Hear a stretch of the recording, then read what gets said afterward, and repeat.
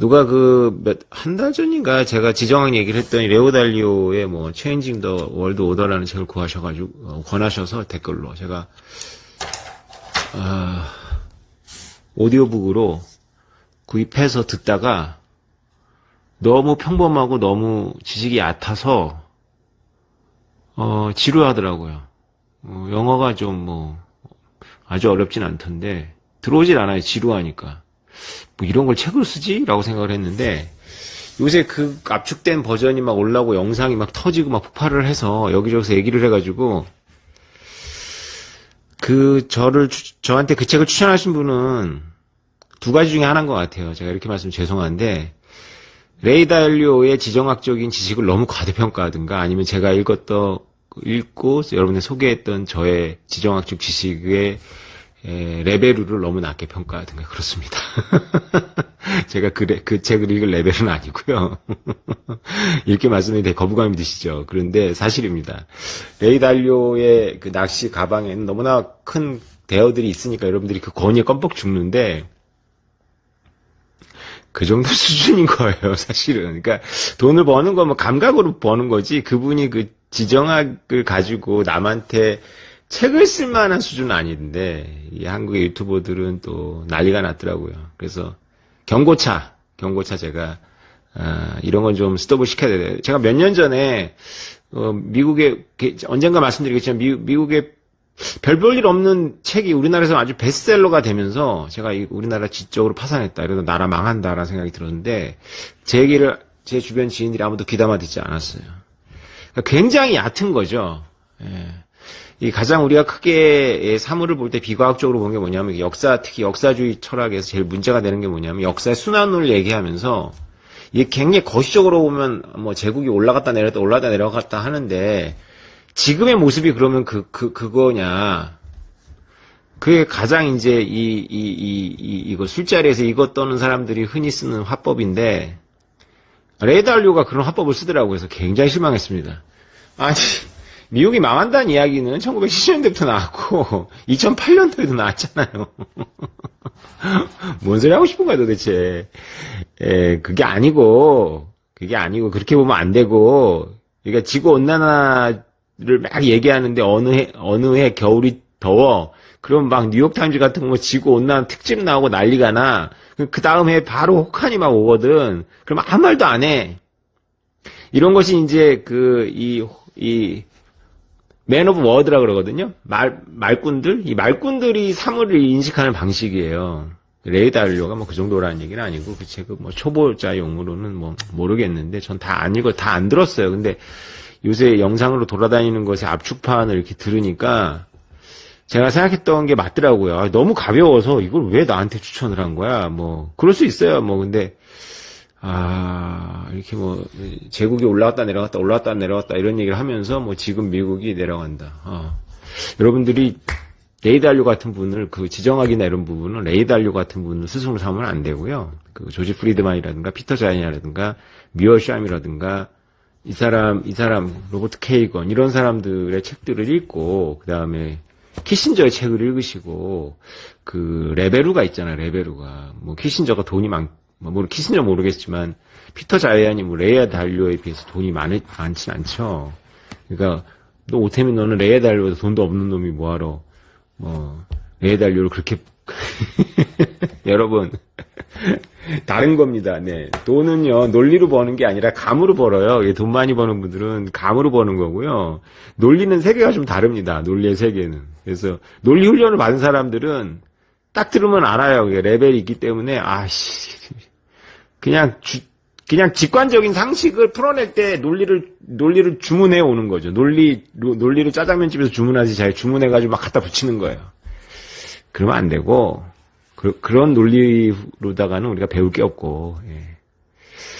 자, 중요한 건 이제 제가 여러분 읽어드린 이 내용이 이제 우리나라 최고 외국 실무자께서 이제 지금 계속 경고를 울렸고, 저하고 계속 교류하고 계시고, 뭐 자주는 아니지만, 그리고 저가 발견한 비트코인의 본질이 지정학이라는 것을 그분은 독자적으로 제 책을, 읽으시면서 깨닫고, 저를 만나자 그래서 만난 분이시고요. 너무 놀라워 하더라고요, 비트코인에 대해서. 레이 달리오가 비트코인을 모르잖아요. 그러니까 레이 달리오 딱 들었는데, 국제화폐 시스템에 대해서 이해를 못하고 있는 데다가, 그 쓰는 표현 자체가 아주 제가 싫어하는 표현, 막 돈을 찍어낸다. 그 멍청한 표현이에요. 그 돈 찍어내는 게 중요한 게 아니라 무역 적자가 문제죠. 아니, 돈을 찍어내. 그래서, 돈 요새 안 찍어내요. 뭐, 제 학생이 그렇게 얘기해서 내가 한번 혼내는데, 야, 요새는 돈 안 찍어내, 이 새끼야. 응? 종이 돈 찍어내는 그 그림 자체가 요새는 안 맞아. 그냥 숫자를 만들지. 찍어서. 그런 표현부터가 일단 딱 거슬리는 데다가, 문제는 무역 적자입니다. 무역 적자. 무역 적자를 통해서 이제 퍼져나가는 거죠. 그래서 포스트 1945 시스템의 국제 금융 질서의 본질을 그분이 이해를 못 하시는 데다가 뭐 어렴풋하게 이해하니까 돈을 벌었겠죠. 근데 이렇게 그 정합적인 이해를 못 하는 데다가 이제 우리가 비트코인까지 깨달음을 가려면 이제 그 경제학에서 그 메모론가라고 하는 것이 화폐 현상에서는 무엇보다 중요한 현상이거든요. 그러니까 경제학은 원래 이 뒤는 없는 거예요. 그러니까 내가 여태까지 얼마를 투자했는지는 아무 의미가 없는 거야. 지금부터 벌 것이 지금부터 들어갈 비용보다 더 적으면 아무리 내가 과거에 많이 넣었어도 버려야 되는데 이것과 이런 사고 체계를 갖고 있는 사람한테 화폐 현상이 가장 난감한 게 화폐는 정반대거든요. 여태까지 들어가 있는 게 너무 중요한 거야.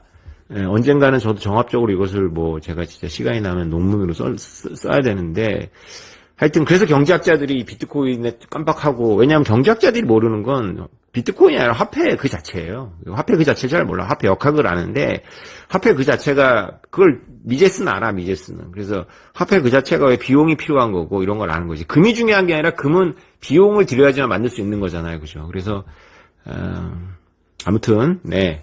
너무 그 레이 달리오의 그 돌아다니는 영상에 너무 껌뻑 죽지 말고 지정학에서 진짜 고수들의 대중적인 책을 쓰지만 그래도 고수들이 있거든요. 그 스승으로 삼을 만한 그런 그분들에게 돈 버는 건 레이 달리오에게 지정학은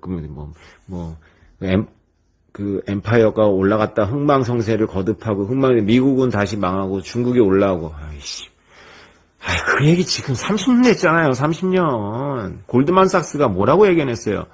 내가 학생 때 수업한 기억이 나는데 골드만삭스가 아주 자기네 사원을 걸고 2020년까지 중국이 미국을 앞설 거라고 그랬어요. 그래요 지금? 아주 과감하게 결론 내렸는데 이제 그런 데는 그런 오판을 하고도 아무도 사과를 안 하고 아무도 그 쪽팔려하지 않는다라는 게 걔네들 그 엘리트들이 얼굴이 얼마나 두꺼운지를 이제 우리가 알 수 있는데 그 얘기는 됐고요. 하여튼 밀림이 귀환하고 있습니다. 밀림이 귀환하고 있는데 밀림의 귀환이 일어나는 이유는 뭐냐면 미국이 쇠퇴하지 않으려고 그러는 거예요. 미국이 쇠퇴하지 않으려니까 밀림의 귀환이 되는 거지. 그러니까 미국이 계속 지금처럼 이렇게 오전 넓게 이렇게 유라시아 대륙을 미국의 이제 대서양, 미국의 입장에서는 태평양 이렇게 동안 서안에 이렇게 자신의 힘을 계속 투사하려고 그러면 지금 같은 시스템, 유라시아에 계속 오지랖 넓게 개입을 해야 되고 계속 무역 적자를 누적해야 되는데 무역 적자를 계속 누적하면 자기네 일자리를 계속 유라시아로 보내야 돼서 그 금융 권력은 있으니까 귀족들은 계속 배가 부른데 일반 그 고등학교를 졸업하고 이렇게 금융 노동을 하는 사람들의 그 괜찮은 일자리가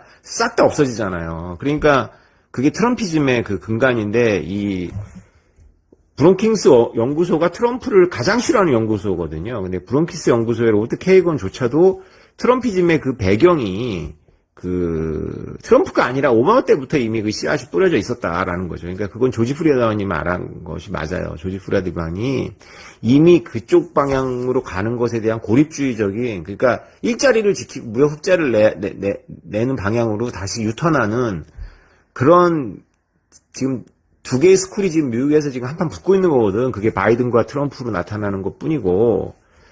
그래서 결국은 조지 프리드만이 조심스럽게 예견하는 게 2024년이에요. 정리된다는 거예요. 그 고립주의로 정리되면 무역 흑자국으로 돌아서고. 그래서 그 레이 달리오가 생각하는 그 몰락이 안 와. 몰락은 안 오는데 이제 우리 입장에서는 골 때리는 거지. 이 밀림이 귀환한 거지, 유라시아가. 그래서 이 중간까지 읽었는데 로버트 케이건이 말한 게 저랑 맥락이 똑같아요. 그러니까 지금 러시아가 우크라이나를 침공한 걸 보고 우리 아들이나 이렇게 우리 딸들은 이렇게 21세기 어떻게 저런 일이 벌어지지 그러는데 역사를 공부하면 그게 정상이야. 여기서 그 똑같은 표현을 써요. 그게 노말이야. 지난 70년이 노말이 아니었던 거지. 그걸 이해하자는 거죠. 그걸. 그래서 유라시아의 미국의 그러니까 우리 외교 전문가 분의 표현에 의하면 미국이 이제 정교 회장 안 하겠다는 거지. 그냥 1등만 하겠다는 거야. 정교 1등만. 정교 회장은 하기 싫고 정교 1등만 한다는 거지. 예. 그래서 비트코인이 중요한 거예요. 비트코인이 중요해. 미국의 무역 흑자를 되면 달러가 어떻게 될지 여러분 고민해 보세요. 달러를 종이를 찍어내느냐 이건 중요하지 않아. 그게 중요한 게 아니고 무역 적자를 계속 쌓아서 유동성을 공급한 것이 바로 이게 시스템의 허약한 방향으로 계속 가는 거였거든. 근데 무역 흑자를 내. 그러면 진짜 아무리 종이를 찍어내도 달러가 경화가 되는 거예요. 좋은 돈이 된다고. 좋은 돈이 되는데 이제 국제적으로는 유동성 공급이 안 되는 거지 뭐. 그럼 그거를 대체하려면 이제 좋지 않은 돈을 찍어내야 되는데 그걸 찍어낼 주체가 누가 있어? 그렇다는 거죠 뭐. 예. 그래서 한국은 너무 이 지적으로 허약해가지고 뭐가 정말 건인 유튜버들 진짜 반성 좀 해야 돼. 퍼 옮기고 말이야. 좋은 책 읽어, 좋은 책. 응? 좋은 책 많아. 허명은 없죠. 허명은 없어요. 그래서 레이달료가 허명이라는 뜻은 아니고. 그러나 우리가 이렇게 전문화된 사회에서 우리가 스승으로 삼을 때가 있고, 됐고요.